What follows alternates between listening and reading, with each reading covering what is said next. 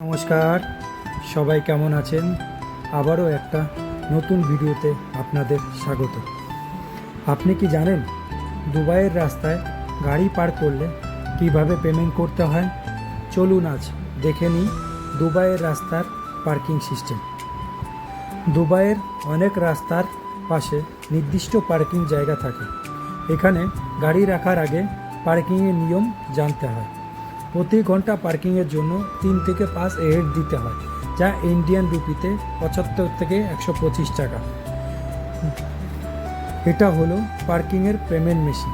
এখানে গাড়ির তথ্য দিয়ে পার্কিং ফি পেমেন্ট করা যায়।